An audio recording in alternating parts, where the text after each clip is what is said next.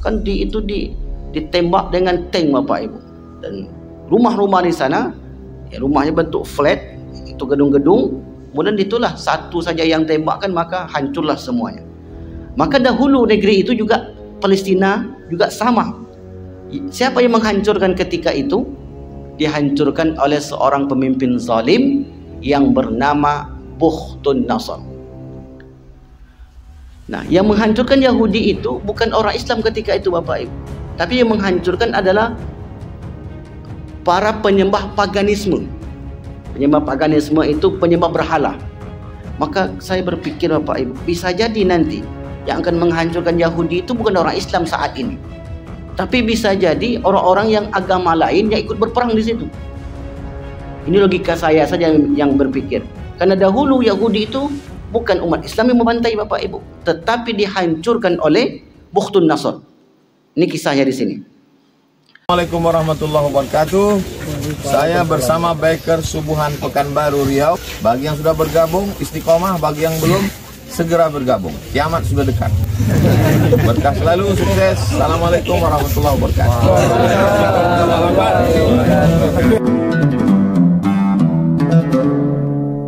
Wala taj'al qabrahum khufratan min khufarin niran. Allahumma anzil sakinata wal barakata was salamata wal afiyata was sihhata ala jama'ati Masjid Nurul Huda ya arhamar rahimin. Allahumma a'inna ala dzikrika wa syukrika wa husni ibadatik. Rabbana atina fid dunya hasanah wa fil akhirati hasanah wa qina adzabannar. Alhamdulillahirabbil alamin.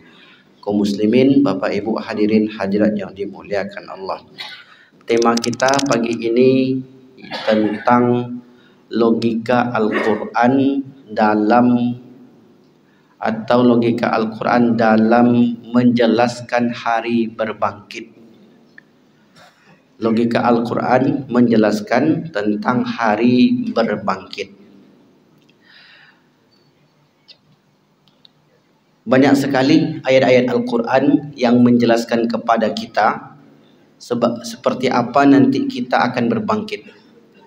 Itu dapat kita tengok di banyak ayat akan kita bacakan nantinya, yaitu Allah Subhanahu wa Ta'ala mengajak manusia untuk berfikir bagaimana Allah Subhanahu wa Ta'ala dengan mudah menciptakan kita kembali. Kenapa pembahasan ini penting kita angkat? Karena ada orang yang berpikiran mustahil rasanya hari berbangkit itu ada. Mengapa mustahil? Karena orang yang sudah menjadi abu, sudah menjadi tanah, sudah menjadi apa lagi namanya, sudah hancur, sudah menjadi pasir, sudah dimakan oleh hewan buas dan seterusnya, maka ini secara logika tidak mungkin bisa terjadi. Nah, sebenarnya kalau secara keimanan apa saja akan bisa Allah ciptakan.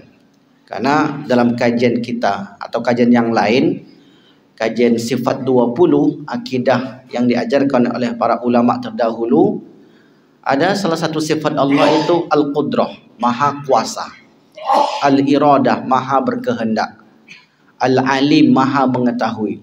Jadi kalaulah kita pelajari sifat-sifat ini dengan baik, kita pahami dengan benar, maka sesungguhnya tidak ada sesuatu pun di dunia ini yang mustahil bagi Allah Subhanahu wa Ta'ala.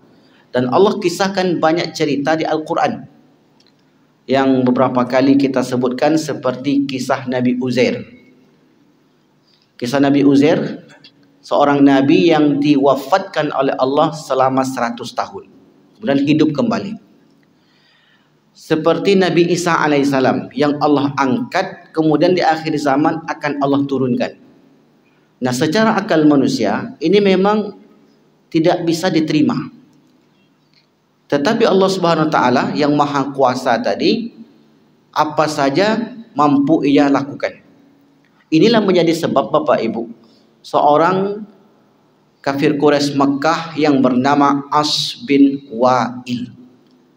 Ada seorang namanya di kota Mekah itu As bin Wa'il.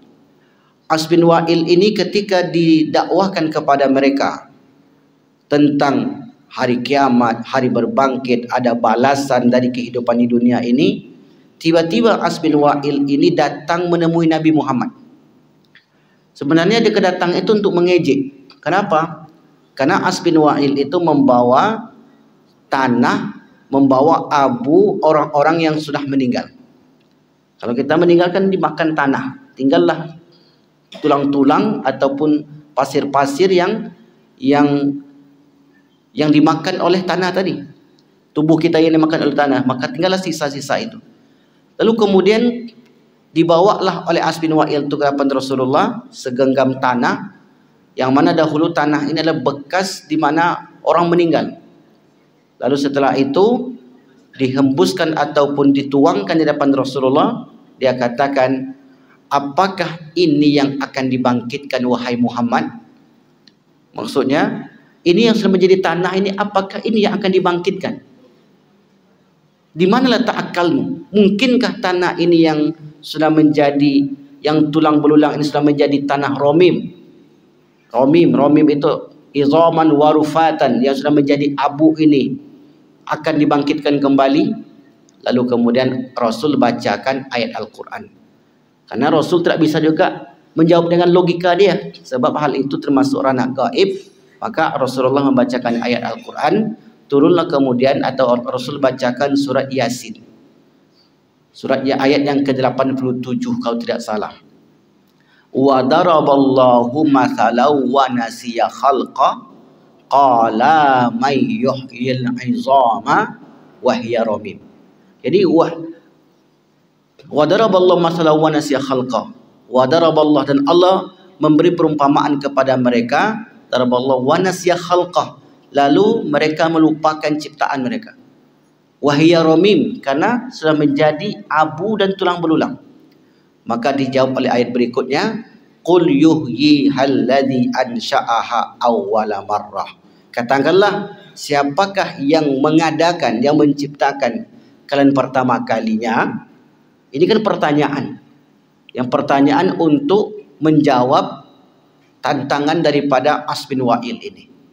Lalu namanya orang yang tidak beriman kepada perkara gaib, maka juga mereka tidak menerima apa yang disampaikan oleh Rasulullah sallallahu alaihi wasallam. Nah, ayat-ayat semacam itu Bapak Ibu terdapat di beberapa surat. Misalnya surat Qaf. Afa'ayina bil khalqil awal. Apakah kami lemah dalam penciptaan kalian pertama kali? Maksudnya, dahulu kalian itu belum ada, lalu kemudian kami jadikan menjadi sesuatu yang ada, lalu kemudian yang ada itu menjadi tiada, lalu kemudian kami adakan kembali. Apakah kami akan lemah terhadap itu? Ini kan pertanyaan Allah. Afa'ayina bil khalqil awal bal labsun fi khalqin jadid. Bahkan mereka ragu-ragu dengan penciptaan yang baru. Penciptaan yang baru ini maksudnya apa? Inilah penciptaan kita dibangkitkan dari kubur kita. Nah, kemudian Al-Quran mengilustrasikan, kita bahasanya melogikakan, mengilustrasikan hari kebangkitan itu nanti seperti tumbuhan, seperti biji-bijian. Kalau ulama-ulama dahulu banyak yang mengumpamakan seperti cendawan. Nah, itu sama saja sebenarnya, mau seperti cendawan, mau seperti biji-bijian, seperti apa saja. Seperti biji-bijian yang kita tabur di atas tanah gundukan, tanah yang sudah kita buat bedeng, lalu kemudian tanah itu kita siram. Maka logika kita mengatakan ketika tumbuh-tumbuhan itu, ketika biji itu disiram di atas tanah yang subur, maka dia akan tumbuh merata dan tumbuh semakin hari semakin besar, terus semakin disiram. Maka seperti itulah Al-Quran mengajak kita berfikir. Nanti seperti itulah hari kebangkitan itu berlaku kepada manusia. Seperti satu biji atau beberapa biji yang kemudian kita tabur di atas tanah yang subur, lalu disiram hujan ataupun kita yang menyiram, kemudian biji-bijian ini tumbuh seperti cendawan. Kenapa begitu Bapak Ibu yang dimuliakan Allah? Ada rahasia sebenarnya. Rahasianya itu adalah pada setiap manusia ada satu tulang yang Allah titipkan, di mana tulang ini Allah buat kekal. Saya ulang lagi. Pada diri manusia Allah titipkan satu tulang, yang mana tulang ini dibuat oleh Allah, diciptakan oleh Allah menjadi kekal. Dalam buku saya yang berjudul 20 tanya jawab seputar akidah, ada makhluk-makhluk Allah yang Allah buat kekal. Allah yang mengkekalkan. Kalau Allah itu kekal, al-baqa, wujud, qidam, baqa. Allah itu bersifat baqa, zatnya yang kekal. Itu bedanya. Kan sama-sama kekal Ustaz. Surga, neraka itu kekal tuh Bapak Ibu. Surga neraka itu tak akan ada habis. Khalidina fiha abada. Kekal selama-lamanya. Berbeda dengan pernyataan Agus Mustafa. Ada yang kenal dengan Agus Mustafa? Seorang wartawan menjadi ustadz, kemudian mengatakan surga neraka itu tidak kekal. Adam itu bukan manusia pertama. Itu judul bukunya. Azab kubur itu tidak ada. Jadi bagi dia azab kubur itu adalah azab psikologi. Bayangkan tuh Bapak Ibu. Kenapa? Ya logikanya tadi. Nggak mungkin kan? Ini kata dia, nggak mungkin.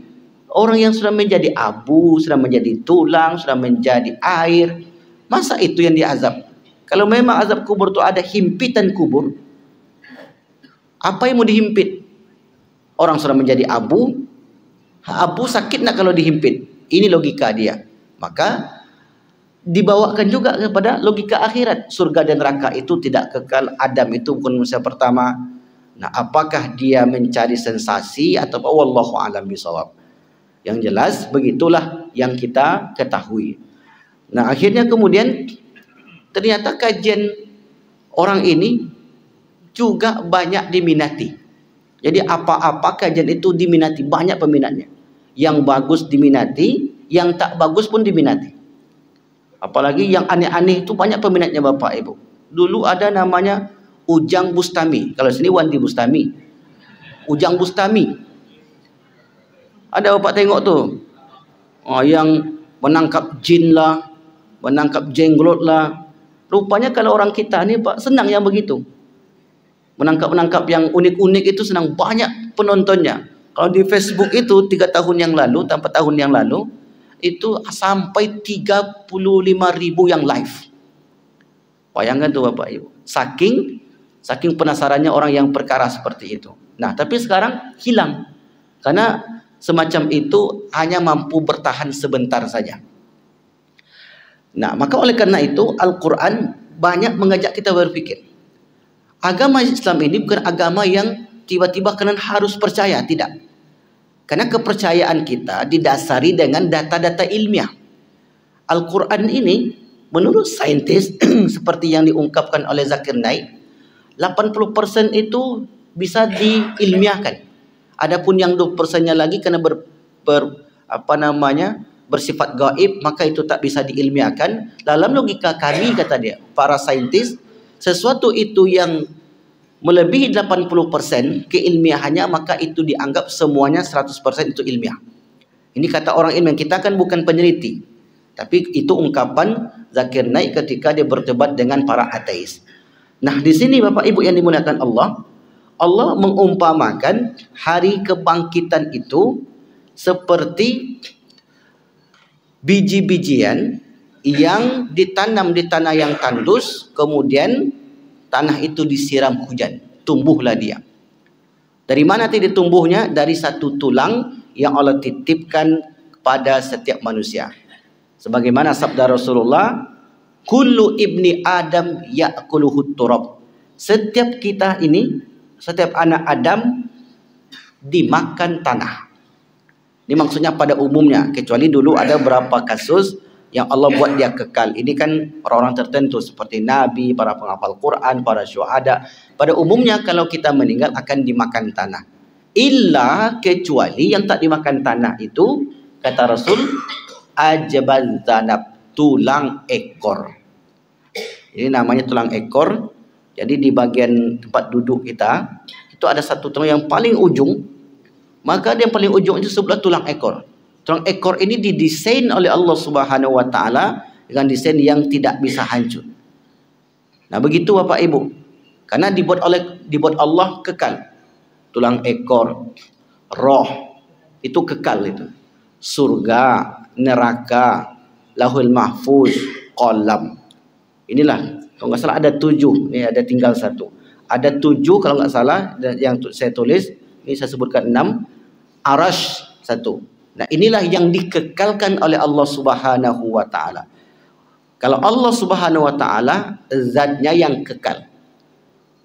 Dia yang kekal, zatnya kekal, dan dia jadikan beberapa makhluk itu bersifat kekal. Salah satunya roh yang ada di dalam tubuh kita. Maka nanti ketika terjadi kiamat, kullu man 'alaiha fan.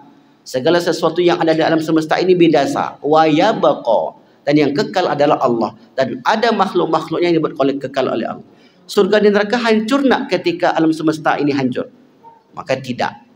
Kan surga dan neraka itu sudah ada dan Allah buat kekal selama-lamanya.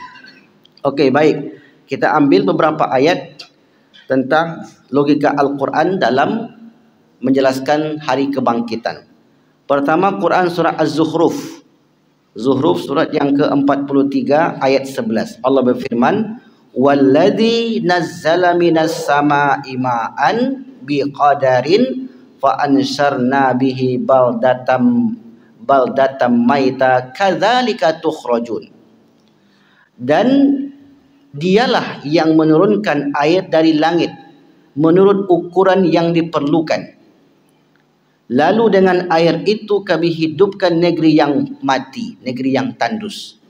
Jadi Allah umpamakan seperti suatu negeri yang tandus, kemudian Allah turunkan hujan sesuai kadarnya, maka negeri yang tandus ini menjadi subur.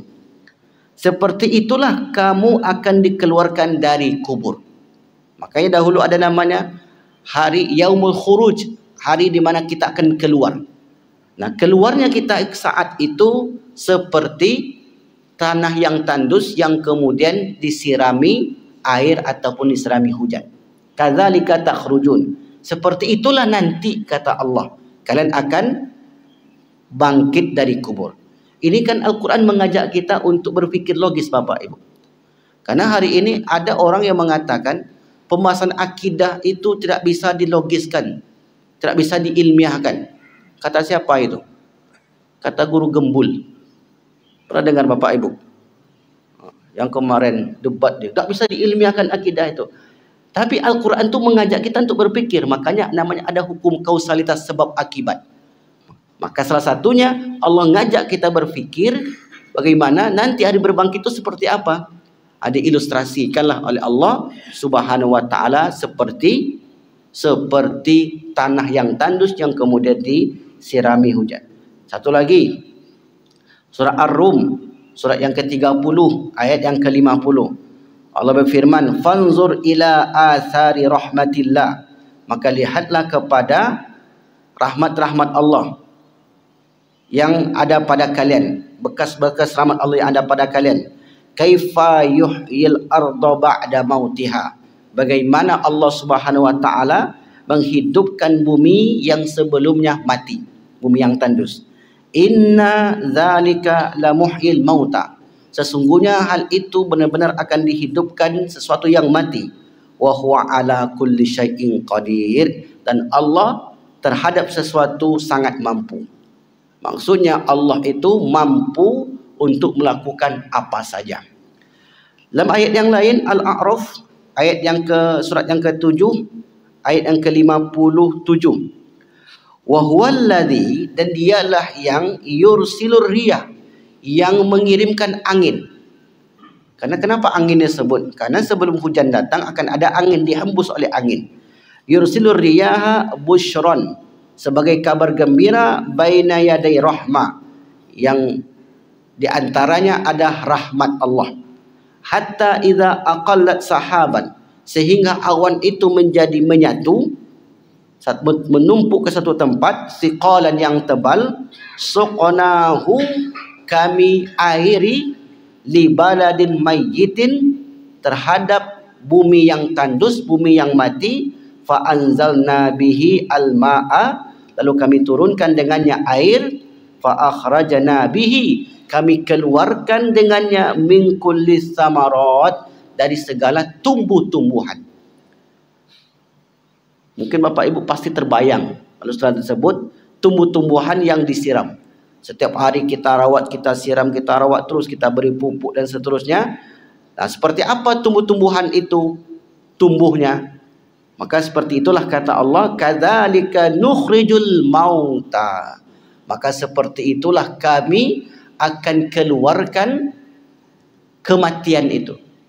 Kami keluarkan kalian yang sebelumnya sudah mati, sudah tidak menjadi manusia, menjadi manusia, la'allakum tadzakkarun. Mudah-mudahan kalian berfikir terhadap apa yang kami lakukan ini. Bapak Ibu yang dimuliakan Allah Subhanahu wa taala. Nah, kita tengok pula hadis Rasulullah sallallahu alaihi wasallam. Atau kita ambil satu lagi ayat Al-Qur'an. Ini memang Allah ceritakan kisah Nabi Uzair tadi. Surat Al-Baqarah, surat yang kedua ayat 259 dan 260. Au kalladzi marra. Ini perumpamaan juga. Au kalladzi marra, atau seperti seseorang yang berjalan ala qaryatin, di suatu negeri. Orang ini namanya Uzair, menurut kesepakatan para ulama, negeri itu namanya negeri Palestina. Terjadi di zaman dahulu sebelum Nabi Muhammad diutus. Khawiyatun ala urushiha. Khawiyatun ala urushiha. Bagian atasnya itu sudah hancur luluh, sudah kosong, ala urushiha. Jadi negeri itu kan ada rumah-rumah itu ada atapnya. Atapnya itu sudah hancur luluh. Seperti apa Bapak Ibu nengok Gaza hari ini hancurnya, maka seperti itulah dulu hancur. Logika kita sekarang Bapak Ibu, masih mungkin tak Gaza itu akan hidup kembali? Bangunannya itu akan seperti dahulu lagi? Mungkin sebagian orang berpikir, kalau nengok begini butuh ratusan tahun baru kemudian Gaza itu bisa makmur seperti dahulu lagi. Saking parahnya.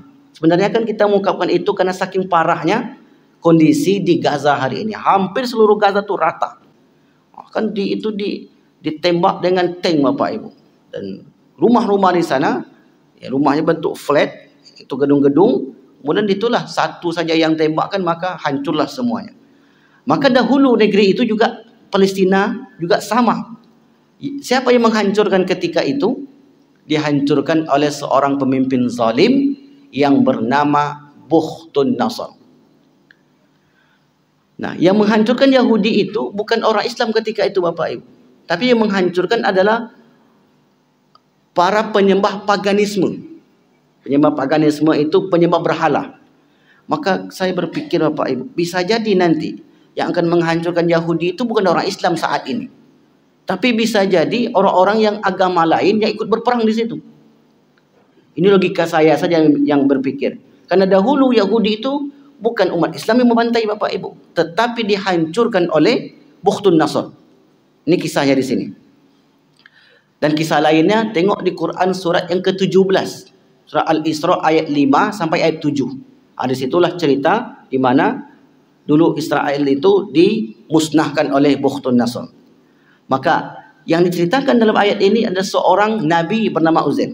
Qala, Uzair berkata, anna yuhyi hadhillahu ba'da mautiha. Dalam hatinya dia berkata, bagaimana mungkin Allah bisa kembali menciptakan, membangun negeri yang sudah hancur ini? Kata para ulama, Uzair itu tidak ragu. Mustahil seorang nabi ragu dengan kekuasaan Allah. Tapi Uzair karena menengok saking parahnya kehancurannya. Fa'amatahullahu mi'ata amin thumma ba'athah. Kemudian Allah wafatkan Uzair itu selama 100 tahun. Thumma kam labista. Qala kam labista. Lalu Allah utus malaikat kepada Uzair. Qala kam labista, berapa lama kau tidur di sini wahai Uzair? Qala labistu yauman aw ba'da yaum. Aku di sini baru 1 hari atau setengah hari. Saking cepatnya, saking sebentarnya hari itu.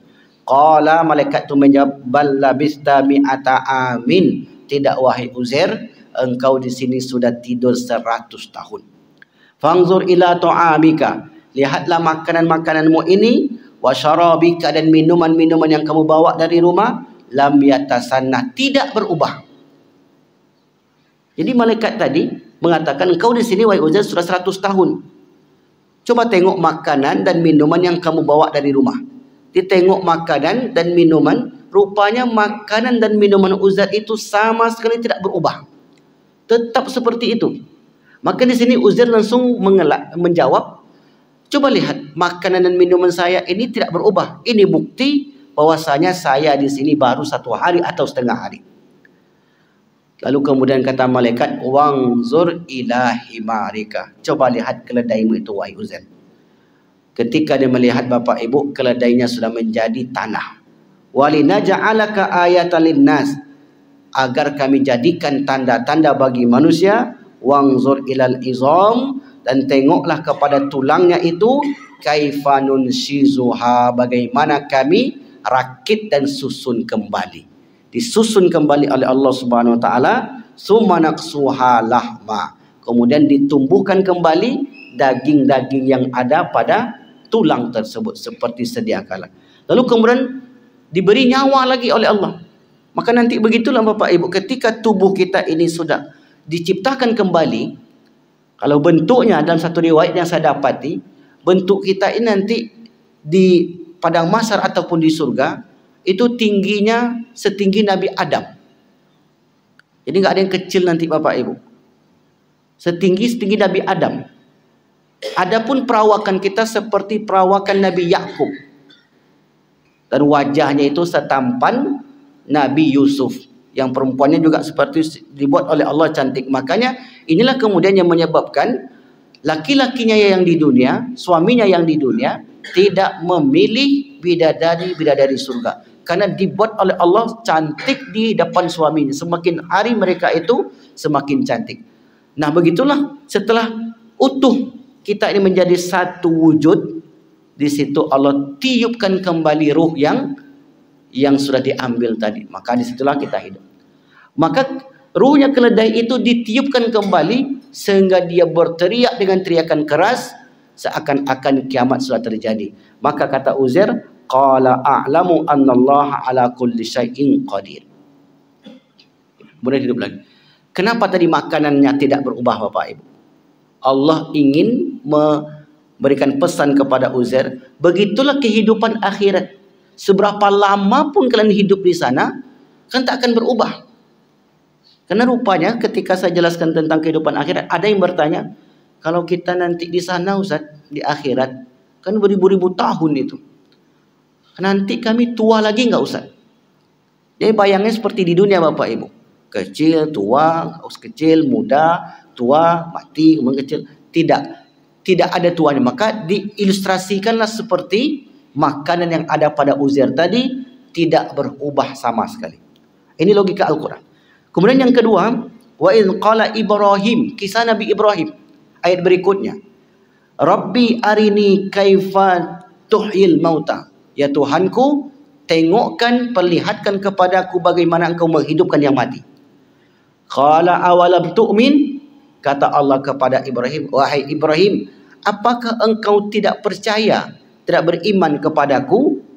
Qala bala, kata Ibrahim, bukan begitu ya Allah, saya percaya, tapi untuk walakin liyatma'inna qalbi, untuk menenangkan hatiku. Apa hikmahnya Bapak Ibu? Terkadang kita bukan tak percaya dengan Allah, tetapi kalau kita melihat keajaiban dalam kehidupan kita, bertambah iman kita. Jadi saya yakin kita ini semuanya percaya dengan Allah, tapi kemudian terkadang ada sesuatu yang Allah buat secara ajaib, iman kita semakin bertambah. Apa contohnya Bapak Ibu? Kita kembali lagi contoh di Gaza tadi. Saya ikuti berita perkembangan. Bom yang sudah dijatuhkan oleh Israel di Gaza itu melebihi bom yang pernah terjadi di Perang Dunia Kedua. Kalau di Inggris itu yang dijatuhkan oleh Nazi dahulu 10.000 ton, Kemudian yang di Hiroshima itu lebih kurang 15.000 ton. Di Gaza itu 25.000 ton. Pasti habis loh orang Gaza. Tapi kenyataannya bagaimana Bapak Ibu? Inilah membuat mereka itu semakin percaya akan adanya Allah. Meskipun belum Allah berikan kemenangan. Ada yang bertanya, seorang ateis bertanya, kenapa Allah tidak beri kemenangan kepada orang-orang terzalimi? Apa jawaban orang Islam itu? Bukan Allah tak memberi, tapi Allah ingin melihat adakah kasih sayang di antara kaum muslim itu yang membantu saudaranya. Jadi mungkin kita juga bertanya Bapak Ibu, ya Allah, saudara kita di Gaza ini sudah babak belur. Kok Allah juga belum beri kemenangan? Sesungguhnya bukan Allah tak bisa, Allah cukup. Kun fayakun, jadi bagi Allah. Tetapi mengapa Allah tidak buat mereka menang sekarang? Allah ingin melihat adakah di antara hamba-hambanya yang lain yang ikut berpartisipasi, yang ikut berkontribusi untuk membantu mereka. Karena kalau Allah skenario Allah saja, selesai nanti kehidupan dunia ini. Terzalimi, turun malaikat, dah dihancurkan. Terzalimi, turun malaikat. Sehingga kemudian orang beriman tuh, udahlah, nggak usah kita tolong. Nanti malaikat pun turun. Kan psikologi kita begitu Bapak Ibu. Tak usah tolong Bapak tuh. Ada kok backingannya. Kan begitu kita. Maka kalau kita katakan, tak usahlah tolong orang Gaza tuh. Kan ada backingannya Allah. Jadi di mana peran kita? Di mana doa-doa kaum muslimin? Di mana uluran tangan kaum muslimin? Ini sebenarnya yang diinginkan oleh Allah, sehingga Allah belum beri. Tapi kalau nanti sudah tidak ada yang peduli lagi di dunia ini, maka hukuman Allah itu pasti akan turun. Nah, Nabi Ibrahim itu ditanya oleh Allah, kau nak yakin wahai Ibrahim? Bukan begitu ya Allah, saya yakin, tapi untuk menenangkan jiwaku. Lalu kata Allah, qala fakhudh arba'ata minat thair, ambil 4 ekor burung. Kemudian fasurhunna ilaika, kemudian dicincang-cincang kalau bahasa lainnya. Fasurhunna ilaika, dipotong-potong burung itu. Summa ja'al ala kulli jabalin minhunna juz'a.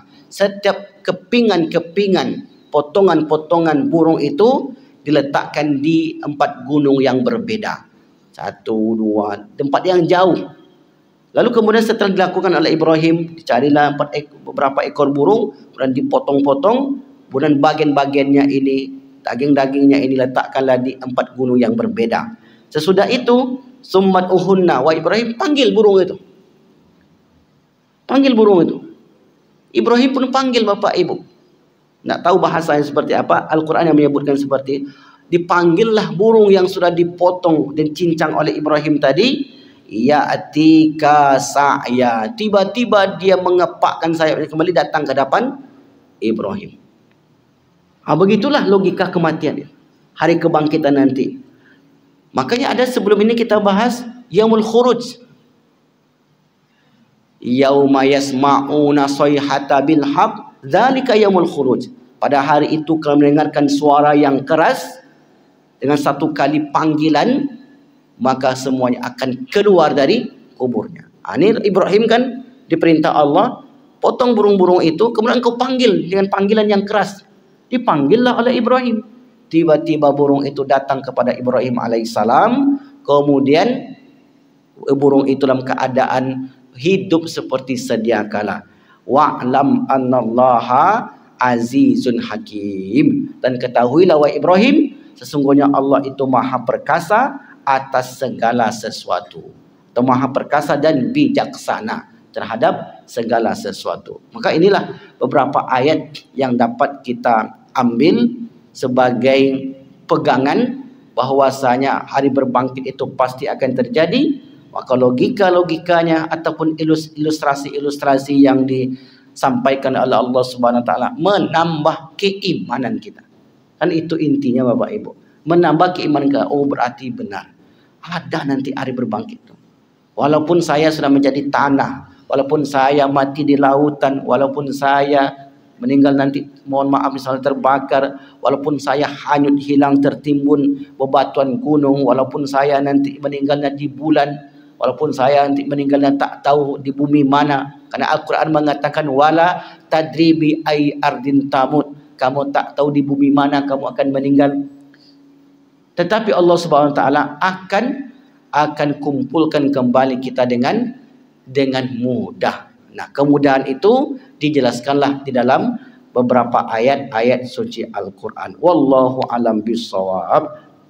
Satu lagi sebagai penutup, di mana Allah SWT, fa ahyina bihil arda ba'da mautiha, kami hidupkan manusia itu setelah dia mati, kadzalikan nusyur, maka seperti itulah kebangkitan datang.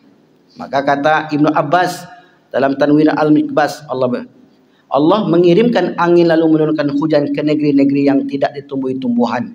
Kemudian hujan membasahi tanah yang tandus dan kering, lalu tumbuhlah tumbuh-tumbuhan, maka seperti itulah perumpamaan hari berbangkit. Wallahu a'lam bishawab. Inilah pelajaran kita pada pagi yang berbahagia ini tentang logika Al-Quran terhadap hari kebangkitan. Karena orang-orang yang akan membantah, akan menolak hari kebangkitan itu hanya bisa dijawab dengan dalil, kemudian kita kuatkan dengan logika kita. Kenapa begitu Bapak Ibu? Karena di dalam agama Islam ada orang-orang yang ingin melemahkan iman kita. Ketika kita kasih dalil, mereka tidak percaya dalil. Ini biasanya orang-orang orientalis, para orientalis, orang barat yang mempelajari timur. Mereka melemahkan akidah umat Islam. Dengan dalil Al-Quran mereka nggak percaya. Dengan dalil hadis mereka nggak percaya. Bagaimana cara untuk memberikan pemahaman kepada mereka? Kita menggunakan logika yang bagus. Logika yang disusun dengan premis-premis, mukaddimah sehingga menjadi kesimpulan yang bisa dinalar dengan baik. Wallahu a'lam bishawab. Maka inilah penjelasan kita pada pagi yang berbahagia ini. Insyaallah tema berikutnya kita jelaskan tentang manusia yang pertama kali bangkit dari kuburnya dan seterusnya insyaallah. Ada yang bertanya Bapak Ibu? Ya, silakan Kak Iwan.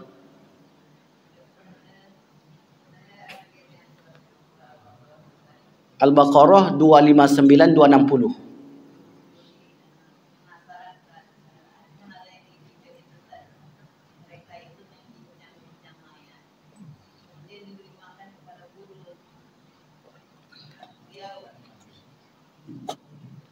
Jadi saya melihat di YouTube Ustaz tentang kalau di Tibet itu yang dicincang-cincang itu oleh mereka manusia, mereka meyakini bahwa dengan kemudian diberi makan kepada burung. Iya, betul. Nah, jadi mereka beranggapan bahwa mereka akan berbangkit itu, ada reinkarnasi gitu Ustaz.